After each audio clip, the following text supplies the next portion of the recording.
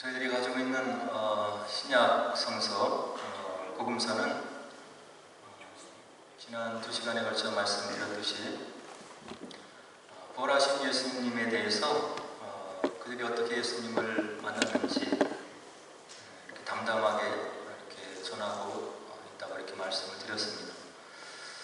부활이 무엇인지, 어떻게 예수님이 부활하셨는지, 우리가 그것을 어떻게 믿을 수 있는지, 이것을 논리적으로 따져서 증언하는 것이 아니고 부활하신 예수님을 만난 사람들의 체험을 성경 기자의 필체를 통해서 이렇게 우리들에게 전해주고 있는 거죠. 오늘 본문에 나오는 여러분들이 잘 알고 계시는 엠마오로 내려가는 두 제자들에게 나타난 예수님도 이제 그런 사건 중에 하나가 되는 것입니다. 그래서 예수님의 제자 이렇게 지금 나타나고 있는데요. 아마도 예수님의 12제자에 속한 사람들은 이제 아니었을 거라 이렇게 생각을 하고요. 글로바라고 하는 이름을 통해서 봤을 때 아마 예수님께서 70명을 이렇게 둘씩 짝지어서 예수님의 뜻을 전하도록 보내는 그런 사건을 복음서에서 보는데 아마 그 70명 중에 2명이 아니었을까 이렇게 생각하는 사람이 있고, 혹은 70명 중에 들지 않았다고 하면 예수님을 따랐던 많은 사람들이 있는데 아마 그 중에 2명의 제자가 이제 엠마오로 내려가는 중에 부활하신 예수님 만났을 것이다 이렇게 이야기를 하고 있죠.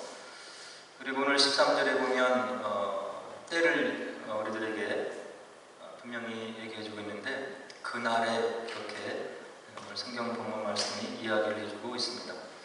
그날에, 이것은 예수님께서 십자가에 달려 돌아가신 지 사흘 만에 새벽에, 세 번째 날 새벽에 부활하신 날, 그날을 이야기하는 거죠. 그리고 아마도 늦은 오후였을 것이다 이렇게 이야기를 해요.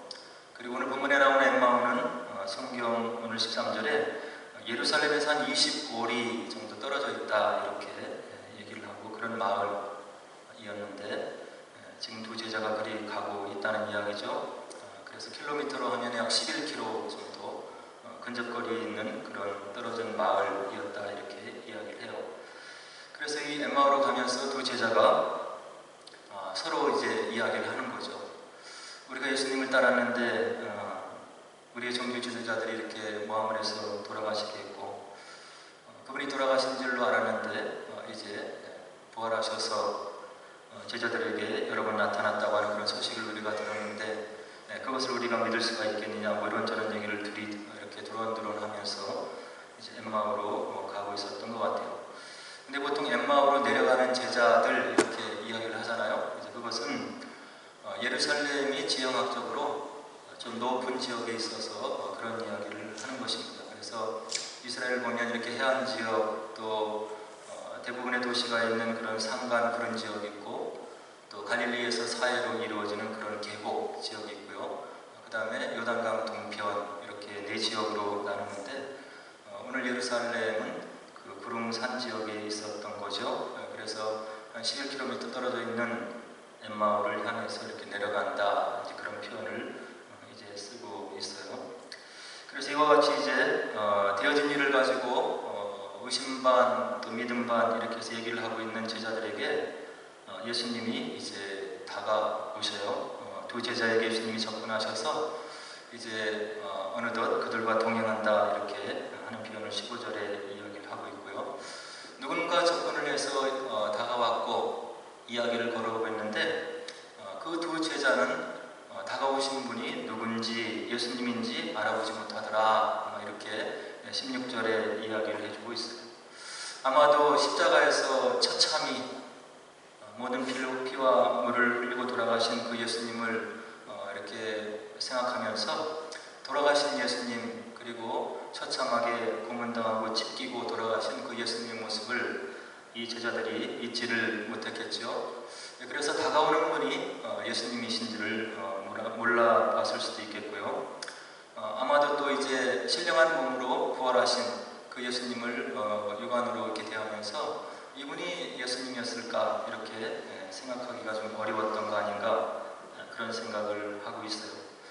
그래서 어찌되었건 간에 이와 같은 상황이 설정이 되었는데 17절에 보니까 예수님께서 이제 제자들에게 이야기를 이제 걸어오십니다. 뭐라고 얘기를 하시냐면, 너희가 지금 길을 가고 있는데 서로 주고받는 이야기가 있지 않느냐? 너희들이 무슨 이야기를 서로 이렇게 마음을 다해서 이야기를 하고 있느냐? 이렇게 얘기를 하고 있는데 17절에 보면은 그런 질문을 받은 제자들이 이제 모습을 그려주고 있는데요. 그들의 모습이 굉장히 슬펐더라, 이렇게 기록을 하고 있습니다. 그래서 이와 같이 대화를 질문을 해오는 사람을 옆에 두고 가던 길을 멈추고 이제 서게 되었고요. 이제 이야기를 주고받게 되는 거죠. 그래서 이 엠마오로 내려가는 두 제자, 그들의 상심되어 있고 그리고 의지할 곳이 없고 소망을 잃어버리고, 그리고 그들이 지금까지 믿고 따랐던 그런 예수님을 잃어버린 상태에서 굉장히 좌절과 슬픔과 낭만과 여러 가지 두려움 가운데 있는 그들을 주님께서 이제 친히 찾아오셨다고 하는 이야기죠. 그래서 저희들도 마찬가지인 거예요. 이 땅을 살아가면서 꿈이 좌절되어서 슬플 때, 그리고 위로와 격려가 필요할 때, 그리고 주변에 있는 사람들이 아무런 나에게 위로가 되지 못하는 그런 상황에 우리 주님께서 찾아오시고, 또 오셔서 성령의 위로 가운데 격려해 주시고, 또 뭔지는 모르지만 우리 마음속에 새로운 소망을 주시는 그런 하나님의 모습을 우리가 지금도 체험을 하고 있는 거죠. 그래서 제자들도 지금 이런 상황이 있었기 때문에 그들을 이제 친히 찾아오게 되는 거예요. 그래서 주님께서 이와 같이 물으니까 글로바가 대답을 해요. 18절에 뭐라고 얘기하냐면, 당신은 예루살렘에 있는 사람으로서 요즘 거기서 된 일을 어찌 혼자만 알지 못하느냐? 모든 사람들이, 예루살렘에 있는 사람들이 다 어떤 일이 일어난지를 다 알고 이야기를 하고 있고 서로 대화를 나누고 있고 그것이 어찌된 일인지 모든 사람들이 얘기를 하고 있는데 어찌 당신만 예루살렘에 있으면서 그 일을 알지 못하고 있느냐, 이렇게 물어요. 그러니까 예수님께서 다시 묻죠. 무슨 일인데 도대체 너희들이 이와 같이 마음을 다해서 이야기를 하고 있느냐, 이렇게 물었을 때 제자들이 또 대답을 하는데, 나사렛 예수의 일이니 그는 하나님과 모든 백성 앞에서 말과 일에 능한 선지자이오늘 우리 대제사장들과 관리들이 사형 판결에 넘겨주어 십자가에 못 박았느니라. 이 말로 보면 이 두 제자에게는 아직도 믿음의 주로 예수님이 다가오지는 않았던 것 같아요. 말과 일에 능한 선지자였다. 하나님의 일을 증거하고 하나님의 귀한 능력을 증거하는 그런 선지자로 우리가 알고 있었는데, 우리가 알기로는 이가 애매한 우매를 받아서 십자가에 못 박혀 바로 죽게 되는 그런 일을 당한 것 같다.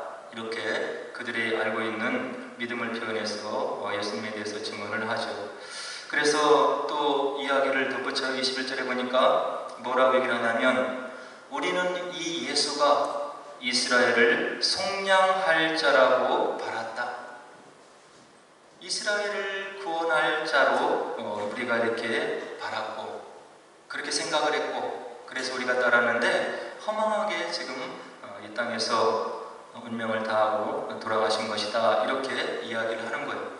그분을 철저히 믿고 로마 식민지 치하에서 우리나라를 다시금 모세와 같이 바로 애굽에서 우리를 구속해내서 이스라엘의 민족이 출발할 수 있도록 해주신 그런 모세와 같은 영도자를 우리가 믿고 따랐고 이스라엘을 속량할 자로 우리가 바랐는데 그것이 아니었다 하면서 낭망하는 그들의 마음을 이제 이야기를 하는 거죠. 하나님의 뜻이 아직 무엇인지, 그리고 예수님에게 자기들의 소원을 예수님을 통해서 이루고자 하는 이 두 제자의 아직 어린 믿음과 육신에 속해 있는 그들의 마음을 이 구절들에서 우리가 볼 수 있는 거예요. 저희들도 마찬가지인 것입니다. 저보다, 우리 자신보다 우리를 더 잘 알고 있는 하나님께서 우리를 하나님의 경륜 가운데 인도하시는 그런 것을 느낄 수가 있는 거죠.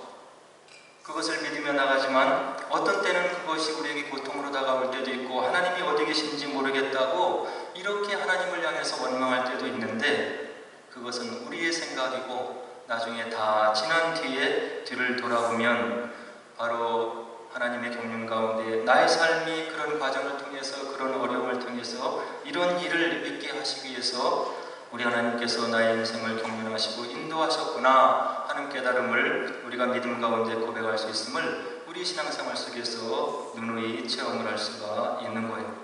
그래서 오늘 제자들도 엠마오로 내려가는 두 제자도 아직은 주님의 뜻을 온전히 헤아려 하는 그런 성숙한 믿음의 경지에는 이루지 못한 것 같다 하는 생각을 이제 해보게 되는 거고요.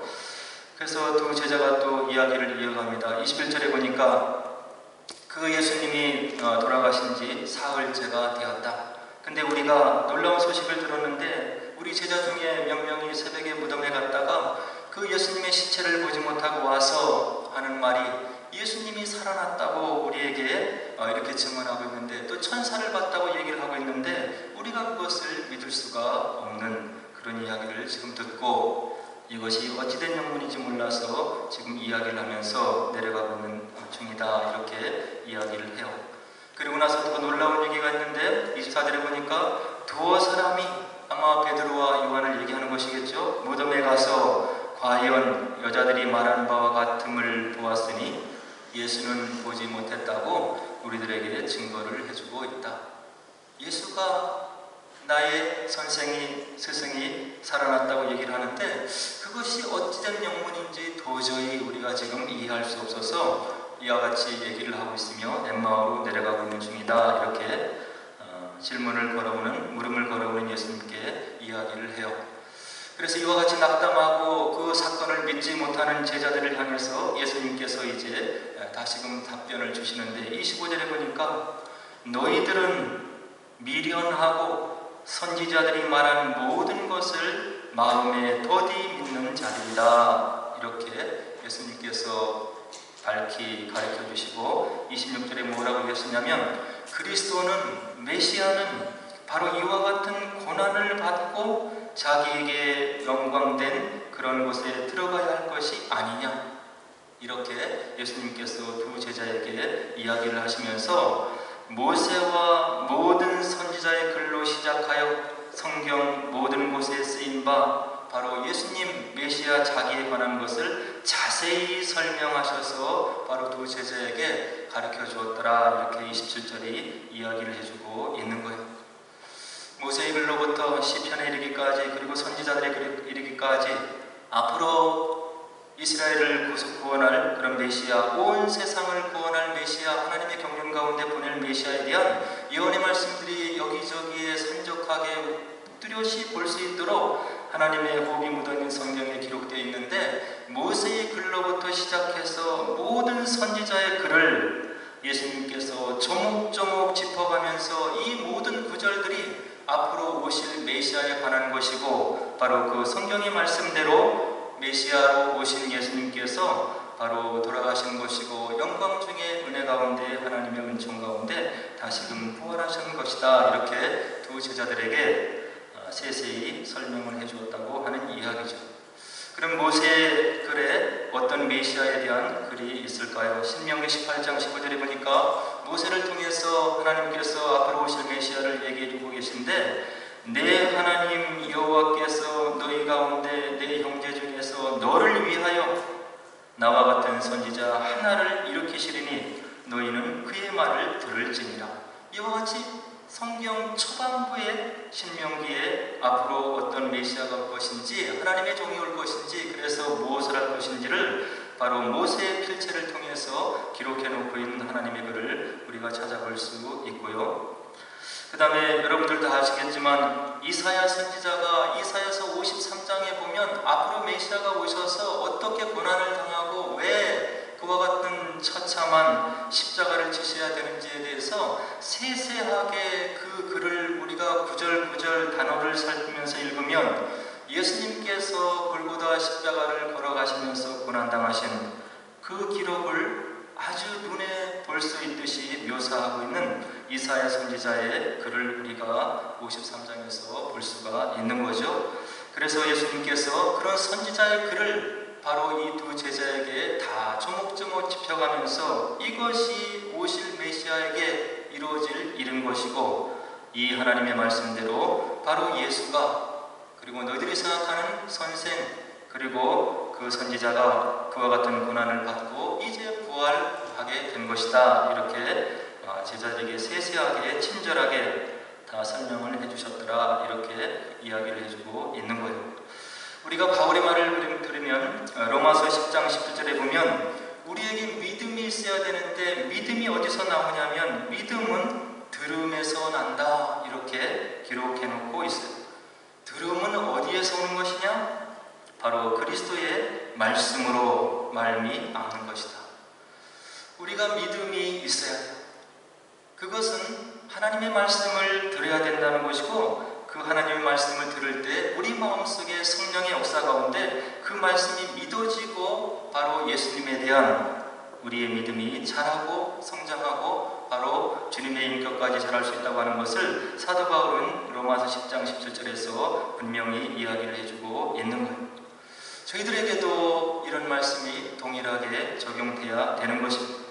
우리에게 말씀을 사모하는 마음이 없고 말씀을 가까이 하지 않고 일주일에 그냥 우리에게 주어진 일만 하면서 그것도 바빠서 이렇게 하나님 말씀을 단 한 쪽이라도 읽을 수 없는 그런 상황에 처해 있다고 한다면 우리의 믿음에 빨간불 경고등이 켜질 수도 있다고 하는 이야기.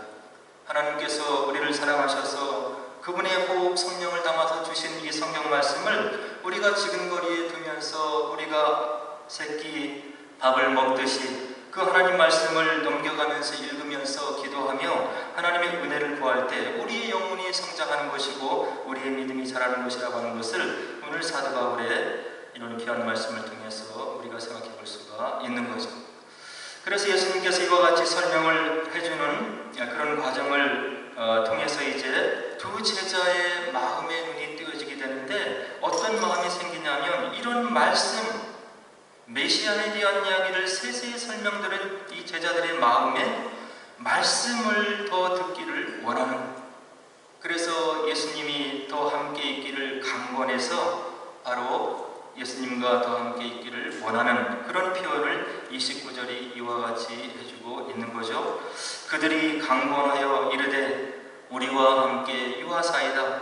때가 저물어 가고 날이 이미 기울었나이다.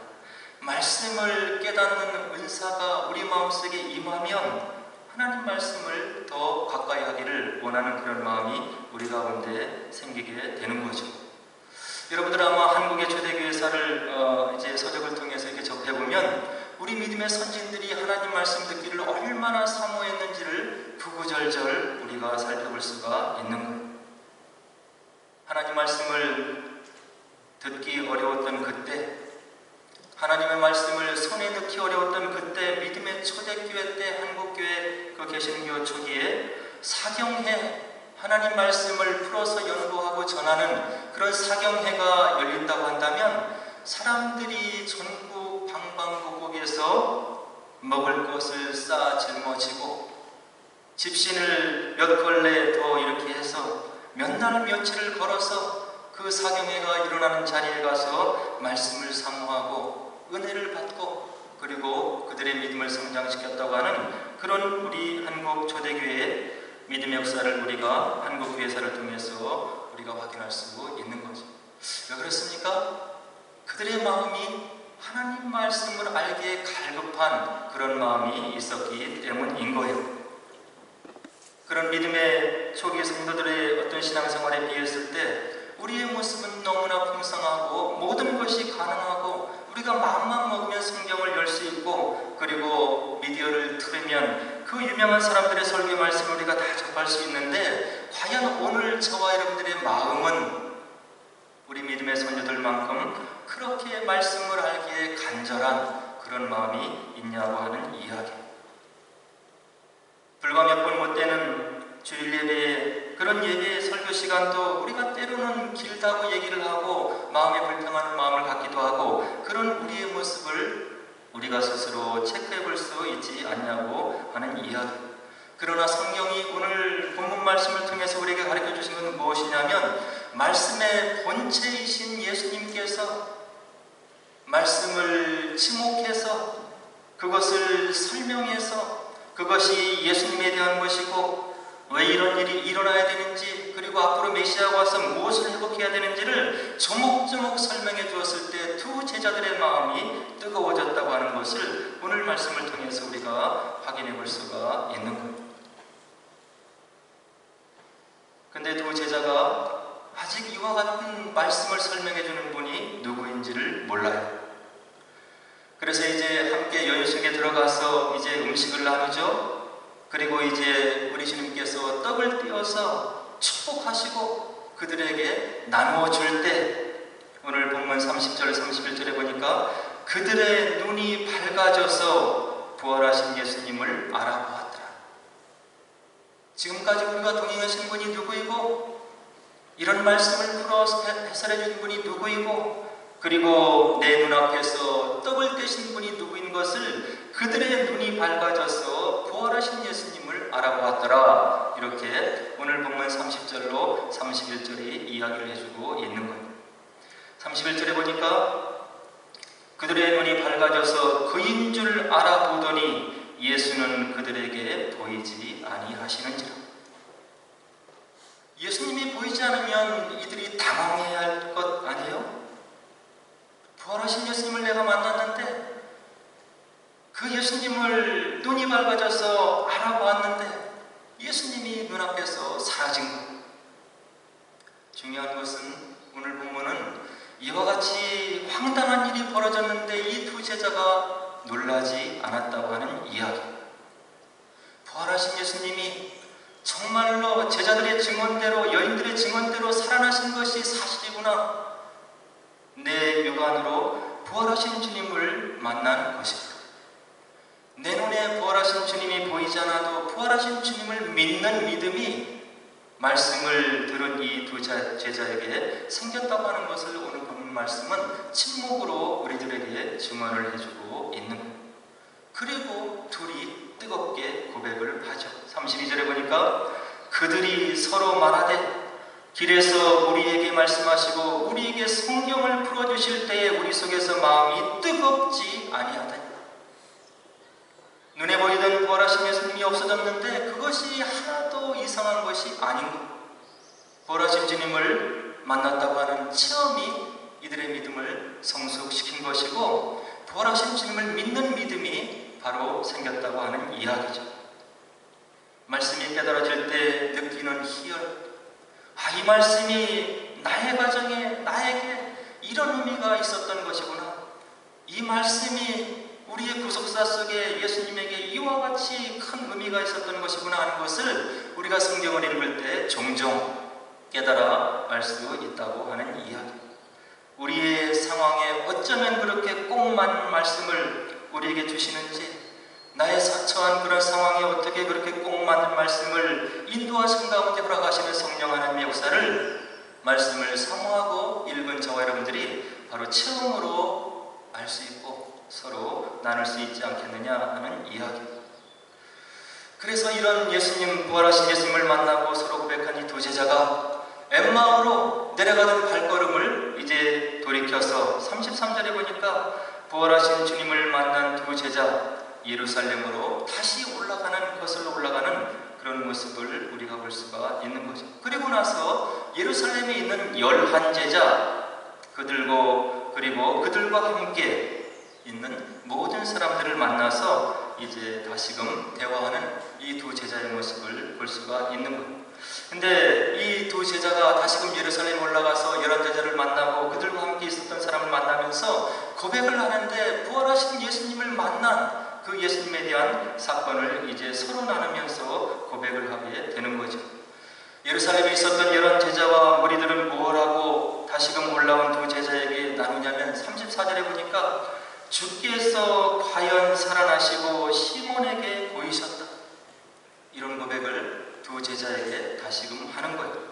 그리고 엠마오로 가던 두 제자 다시금 예루살렘으로 올라와서 뭐라고 얘기를 하냐면, 두 사람도 길에서 된 일과 예수께서 떡을 떼심으로 자기들에게 알려주신 것을 바로 11제자에게 나누었더라. 이렇게 35절이 우리들에게 증언을 해주고 있는 거죠. 예수님을 마음으로, 심령으로 만난 사람은 예수님을 증언하게 되어 있어요. 그것이 성경이 우리들에게 가르쳐주는 귀중한 말씀이고 우리들에게 주어지는 귀한 체험이고 간증이 되는 거죠. 사마리아에 있었던 그 수가성의 여인, 예수님을 만나고 그의 남편이 누구인지 그리고 예수님이 누구인지를 직접 만나서 우물가에서 체험했던 그 여인이 동네로 다시금 달려가서 증언하는 그 증언의 모습을 요한복음 4장에서 우리가 볼 수 있는데요. 뭐라고 이 여인이 증언하냐면, 여자가 물동이를 버려두고 동네로 들어가서 사람들에게 이르되 내가 행한 모든 일을 내게 말한 사람을 와서 보라. 이는 그리스도가 아니냐.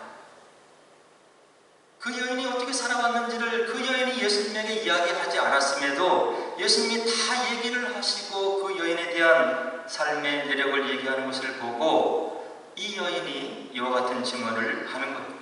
내가 행하는 모든 일을 내게 말한 사람을 와서 보라. 이는 그리스도가 아니냐. 예수를 증언하는 여인의 모습을 요한복음 4장에서 볼 수가 있는 거죠. 그리고 예수님의 수제자 베드로도 마찬가지예요. 초대교회 때는 아직 기독교가 국교가 되지 않아서 극심한 혼란, 핍박의 상황이었는데, 여러분들이 잘 알고 계시는 네로 황제를 통해서 목숨이 경각에 달려있는 그런 핍박과 환란의 상황 속에서 어려움 가운데 지냈던 그런 우리 초대교회 성도들을 우리가 초대교회사를 통해서 알 수가 있는 거죠. 이 베드로가 이제 성령의 충만함을 받고 로마로 이제 주님을 증거하러 가다가 이 핍박의 소문을 듣고 십자가를 버리고 다시금 로마에서 떠나가요. 그때 기독교 정성은 이 떠나가는 베드로에게 부활하신 예수님께서 나타나셔서 이와 같은 이야기를 했다고 하지 않습니까? 그래서 베드로를 만나서 부활하신 주님께서 나타나시니까 베드로가 주여 어디로 가시나이까? 그 유명한 코바디스라고 하는 그런 말씀이죠. 주님을 바라보면서 주님 도대체 어디를 향해서 이와 같이 가시는 것입니까? 이런 얘기를 했을 때 부활하신 주님께서 이와 같이 답변했다고 기독교 전승은 이야기를 해주고 있어요. 내가 버린 십자가를 지기 위해서 내가 다시금 로마로 올라가고 있는 중이다. 이런 말씀을 베드로가 듣고 그가 다시금 마음을 고쳐잡고 복음을 들고 로마로 올라가서 복음을 전하다가 바로 십자가에 거꾸로 달려서 순교를 했다고 하는 그런 전승을 저희들의 기독교 역사를 통해서 알 수가 있는 겁니다. 부활하신 주님을 만난 베드로가 바로 죽기까지 증인되는 삶을 사는 것을 기독교 역사는 우리들에게 증언해주고 있는 거죠. 사도 바울도 마찬가지인 거예요. 다메섹 도상에서 부활하신 주님을 만나고 나서 이제 예루살렘으로 사도 바울이 내려가기를 원해요. 사도행전 21장 11절에 보니까 그때 이상한 일이 벌어지는데 바로 이와 같은 구절을 우리가 볼 수 있죠. 바울의 띠를 가져다가 자기 수족을 잡아매고 말하기를 성령이 말씀하시되 예루살렘에서 유대인들이 이같이 이 띠 임자를 결박하여 이방인의 손에 넘겨주리라. 유대에서 내려온 아가보라는 선지자가 바울의 띠를 붙잡고 이와 같이 성령 가운데 성령의 감동을 받아서 이야기를 했다고 하는 이야기를 누가는 이렇게 기록하고 우리들에게 증거를 해주고 있는 겁니다. 바울의 띠를 가져다가 자기 수족을 잡아매고 말하기를 성령이 말씀하시되 예루살렘에서 유대인들이 이같이 이 띠 임자를 결박하여 이방인의 손에 넘겨주리라. 성령께서 아가보 선지자의 마음을 감동시켜서 이와 같은 퍼포먼스를 하게 한 거예요. 근데 이와 같은 핍박의 상황을 아가보 선지자를 통해서 전해들은 사도 바울의 그 마음을 우리가 사도행전 21장 13절에서 볼 수 있는데요. 바울이 뭐라고 얘기했냐면 바울이 대답하되 여러분이 어찌하여 울어 내 마음을 상하게 하느냐. 나는 주 예수의 이름을 위하여 결박당할 뿐 아니라 예루살렘에서도 죽을 것도 각오하였느니라. 성령께서 아가보 선지자의 마음을 움직여서 예언을 지금 해주시고 있는 거잖아요.